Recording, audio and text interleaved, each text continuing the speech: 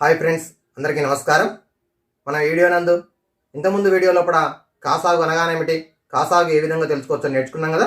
ఇప్పుడు దానికి రెండవ విభాగంలో కూడా మరికొన్ని సమస్యలను ఏ విధంగా సాధించవచ్చో నేర్చుకుందాం. ముందుగా ఒకసారి గుర్తు చేసుకుందాం. ఫర్ ఎగ్జాంపుల్ 18, 24 మరియు 15 యొక్క కాసాగు ఎంత? 18, 24, 15 యొక్క కాసాగు ఎంత? మనం ఆప్షన్స్ చూసినట్టయితే ఇక్కడ 120,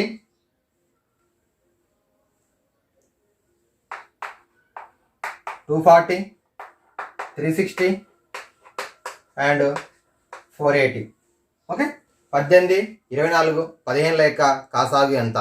మనకి మరి మూడు సంఖ్యలు గమనించినట్టయితే 18, 24, 15 చూసినట్టయితే మూడు కూడా 3 చేత భాగించబడుతున్నాయి. కాబట్టి 3 6ల, 3 8ల, 3 5ల. నెక్స్ట్ ఇది మరలా ఒకసారి చూసినట్టయితే 2తో భాగించబడుతున్నాయి. 2 3ల, 2 4ల, 5 అదేవిధంగా రాసుకుంటాం. ఇప్పుడు ఇక్కడ ఉన్నటువంటి 3 సంఖ్యలు గమనించినట్టయితే 3, 5లు ప్రధాన సంఖ్యలు, 4 అనేది సంయుక్త సంఖ్య అయినప్పటికీ ఈ 3 కూడా ఏమవుతున్నాయి? పరస్పర ప్రధాన సంఖ్యలు అవుతున్నాయి. కాబట్టి వీటి యొక్క లబ్ధము 3 × 2 × 3 × 4 × 5. సో మనకి సులభంగా గుణించడం కోసం 5 2ల 10, 3 3ల 9, 9 10ల 90, 90 × 4 360. సో ఆప్షన్ సి 360 అనేది సమాధానం అవుతుంది. ఈ విధంగా ఇచ్చినటువంటి సంఖ్యలు 3 లేదా 2 లేదా 3 లేదా అంతకంటే ఎక్కువ సంఖ్యలు ఇచ్చినప్పుడు కూడా భాగాహార పద్ధతి ద్వారా మనము ఏ విధంగా కాసాగు కనుగొనవచ్చో నేర్చుకోవడం జరిగింది. నెక్స్ట్ మరొక సమస్య చూద్దాం. 2 ఘాతం 3 × 3 × 5 ఘాతం 2 × 7, 2 ఘాతం 4 × 3 ఘాతం 2 × 5 × 7 ఘాతం 2 × 11, 2 × 3 ఘాతం 2 × 5 ఘాతం 4ల కాసాగు ఎంత?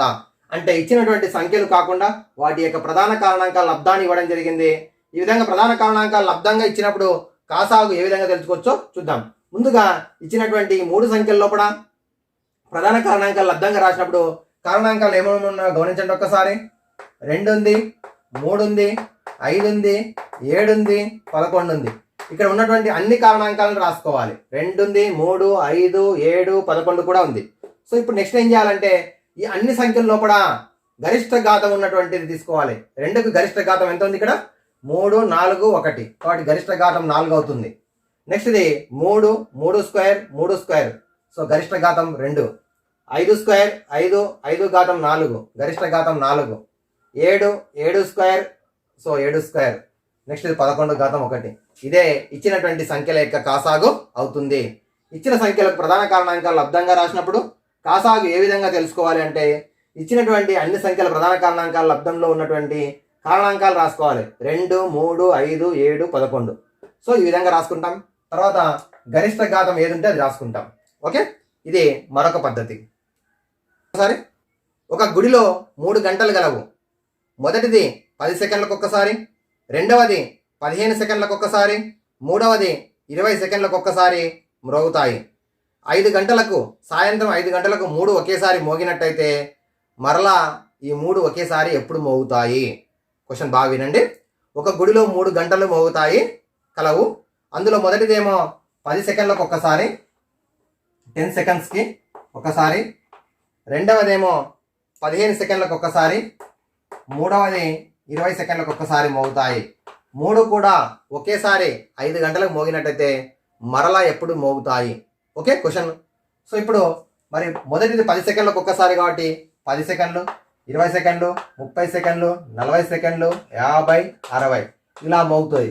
సో ఇప్పుడు 15, 30, 45, 60. మూడవది 40, 60. సో 3 ఎప్పుడు మోగుతున్నాయి గమనించండి ఒక్కసారి.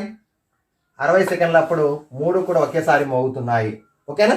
సో దీన్ని ఏ విధంగా తెలుసుకుంటామంటే 10, 15, 20ల యొక్క కాసాగు ఏమవుతుందంటే ఆ 3 కూడా ఎప్పుడు మోగుతాయో తెలుసుకోవచ్చు.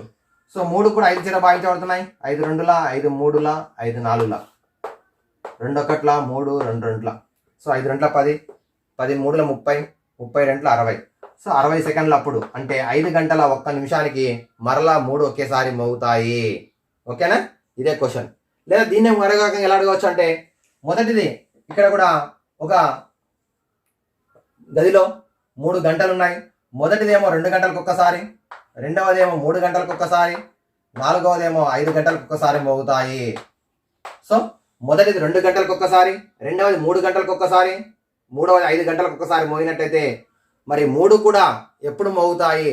లేదా ఫర్ ఎగ్జాంపుల్ 10 గంటలకు, ఉదయం 10 గంటలకు మోగినట్టయితే మరలా ఎప్పుడు మోగుతాయి అని అడగవచ్చు. మరి ఈ విధంగా ఇచ్చినప్పుడు మరి కాసాగు 2, 3, 5ల కాసాగు. మరి 3 సంఖ్యలు కూడా ప్రధాన సంఖ్యలు కాబట్టి వాటి లబ్ధమే మనం కాసాగు అవుతుందని నేర్చుకున్నాం. 2 × 3 × 5, 2 3ల 6, 6 5ల 30. సో 30 గంటలు. 30 గంటలు అంటే ఏమవుతుంది? మరి ఈరోజు ఉదయం 10 గంటలకు అన్నప్పుడు నెక్స్ట్ రోజు 10 గంటలకు 24 గంటలు అవుతుంది.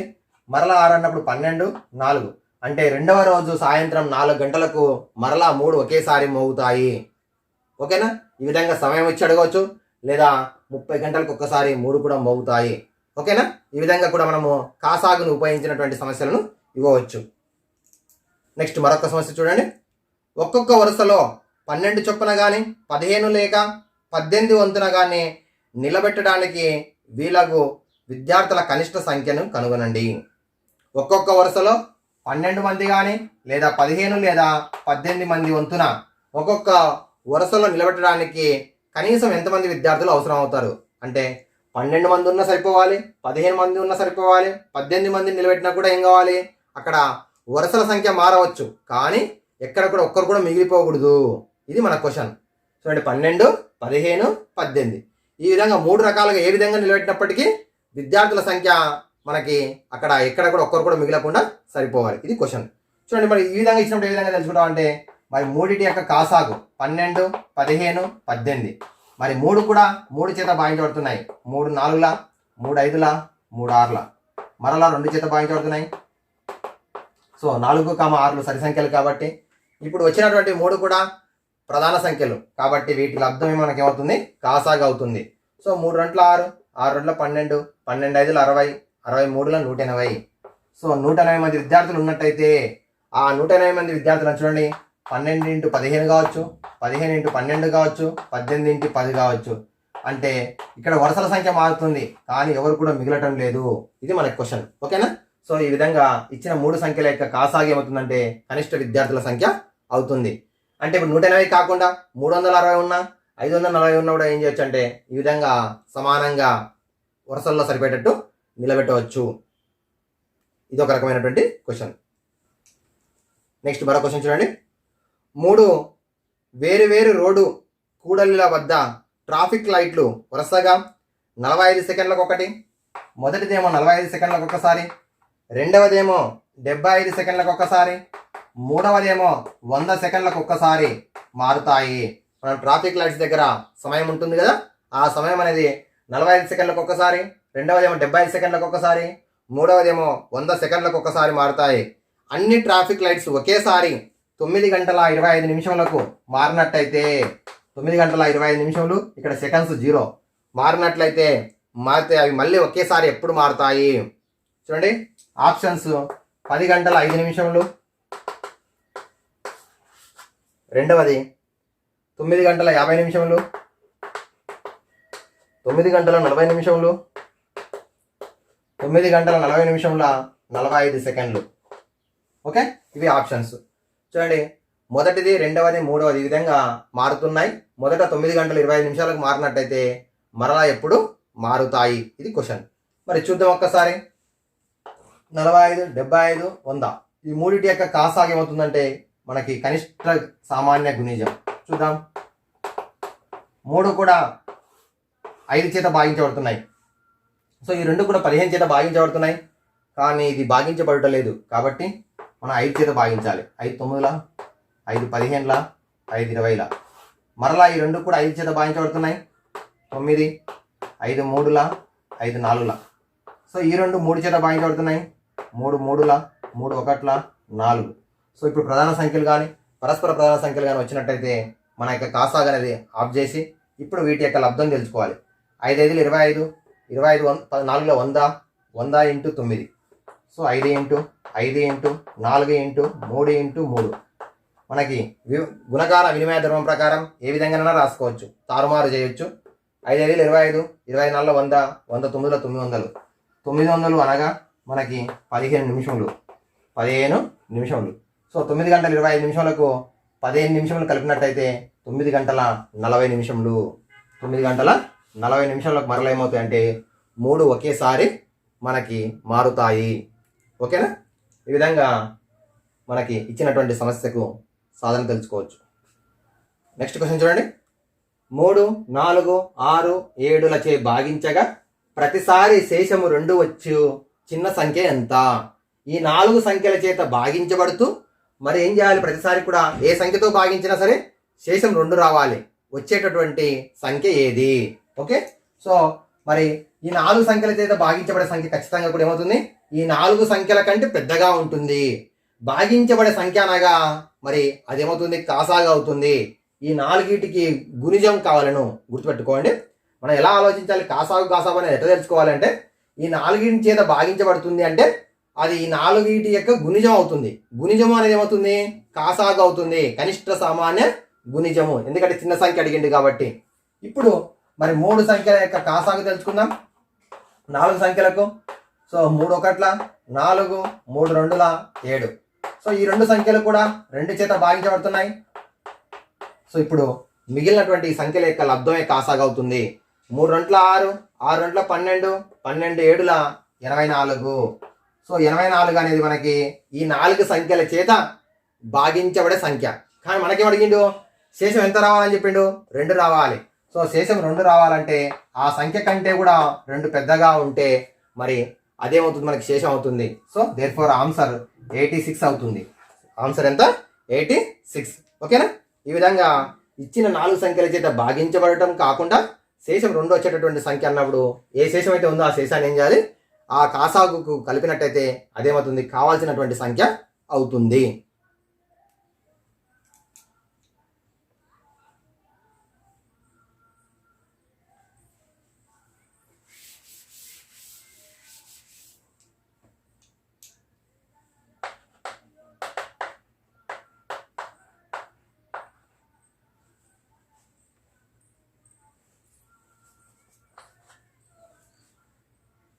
నెక్స్ట్ క్వశ్చన్ చూద్దాం.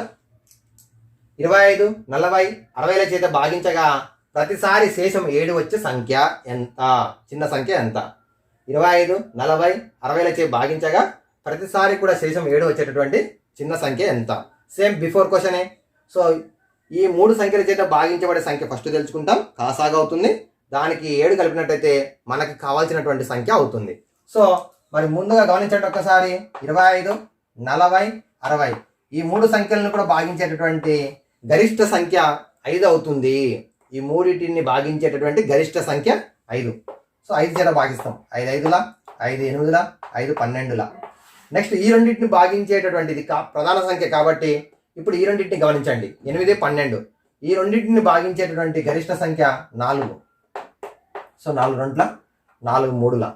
ఇప్పుడు వీటి లబ్ధము, ఎందుకంటే ఇవన్నీ కూడా ప్రధాన సంఖ్యలు కాబట్టి వీటి లబ్ధమే మనకి కాసాగా అవుతుంది. 5 4 20, 25 100, 100 2 200, 200 3 600. సో 600 అనేది ఏమవుతుంది? కాసాగా అవుతుంది. కానీ మనకు కావాల్సింది కాసాగు కాదు. ఈ 3 సంఖ్యల చేత భాగించబడుతూ శేషం ఎంత రావాలని చెప్పిండు? 7 రావాలి. కాబట్టి మరి కావాల్సినటువంటి సంఖ్య ఎంత అంటే మనకి ఆ కాసాగు ప్లస్ శేషము.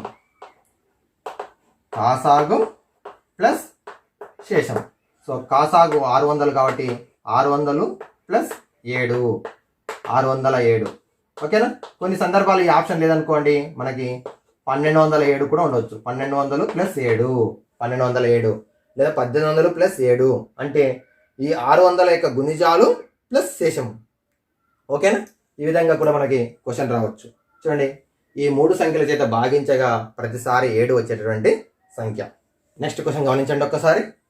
10, 15, 25లచే భాగించగా వరుసగా 7, 12, 22 శేషం వచ్చేటటువంటి కనిష్ట సంఖ్య ఎంత? ఈ 3 సంఖ్యల చేత భాగించినప్పుడు మరి ఏం కావాలి? 10 చేత భాగిస్తే శేషం 7 రావాలి.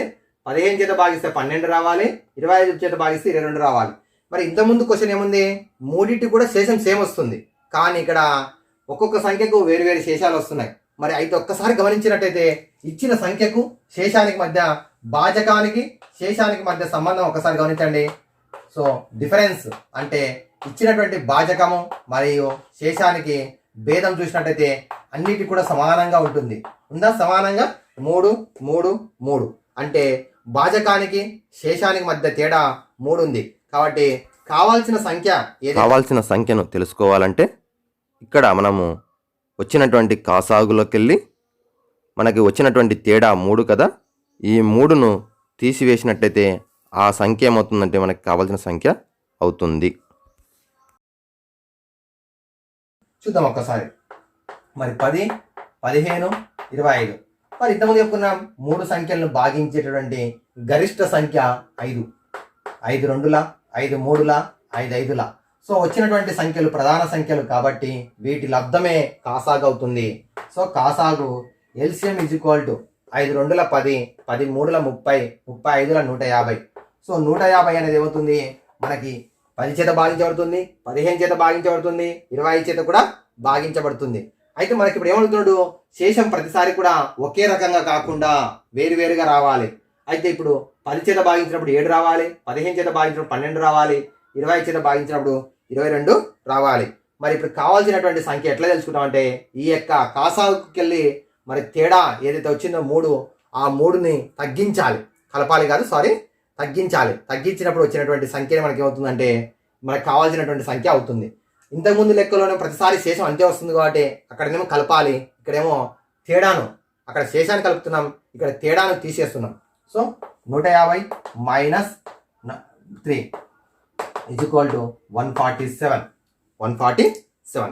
మరొకసారి చూడండి, ఇచ్చినటువంటి 3 సంఖ్యల చేత వరుసగా భాగించినప్పుడు ఈ విధంగా శేషాలు వచ్చినటువంటి కనిష్ట సంఖ్య ఎంత? సో ముందుగా వాటి యొక్క భేదం చూసినట్టయితే అన్నిటికీ సమానంగా 3 ఉంది. మరి ముందుగా కాసాగు తెలుసుకుంటాం. ఈ కాసాగులకి వెళ్ళి తేడాను తీసివేసినట్టయితే వచ్చే సంఖ్య మనకి చూసినట్టయితే 10 చేత భాగించినప్పుడు చూడండి ఒక్కసారి, 10 చేత భాగిస్తే 10 14ల 147 మిగిలింది. 15 చేత భాగిస్తే 15 9ల 135 మనకి 12 మిగిలింది. 25ల 125 22 మిగిలింది. ఓకేనా? నెక్స్ట్ మరొక క్వశ్చన్ చూద్దాం. 18 24 30ల చే భాగించగా వరుసగా 14 కానీ 18 చేత భాగించినప్పుడు 14, 24 చేత భాగించినప్పుడు 20, 30 చేత భాగించినప్పుడు 26 శేషాలు వచ్చేటటువంటి కనిష్ట సంఖ్య ఏది కింది వాటిల్లో? చూడండి ఇప్పుడు మరి ఇక్కడ కూడా చూసినట్టయితే 18 14కు తేడా 4. సో ఏదైతే తేడా వచ్చిందో సమానంగా వస్తుంది కాబట్టి ఈ తేడాను ముందుగా ఈ 3 సంఖ్యల చేత భాగించేటటువంటిది అంటే ఆ మూడింటి యొక్క గుణిజం అవుతుంది. కనిష్ట సంఖ్య అన్నప్పుడు కాసాగు అవుతుంది. ఆ కాసాగులకు వెళ్ళి ఈ తేడా ఏదైతే వచ్చిందో దాన్ని మైనస్ చేసినట్టయితే మనకు కావాల్సినటువంటి సంఖ్య వస్తుంది. సో ముందుగా 18 24 30 కాసాగు తెలుసుకోవాలంటే మనం ఇదివరకు నేర్చుకున్నాం మూడింటిని భాగించేటటువంటి గరిష్ట సంఖ్య 6. ఓకేనా? ఎందుకనగా 3 కూడా సరి సంఖ్యలు అవుతున్నాయి, 3 కూడా 3 చేత భాగించబడుతున్నాయి కాబట్టి 6 చేత భాగించబడతాయి. సో 6 3ల 6 4ల 6 5ల పరస్పర ప్రధాన సంఖ్యలు, వీటి లబ్ధమే మనకి కాసాగు అవుతుంది.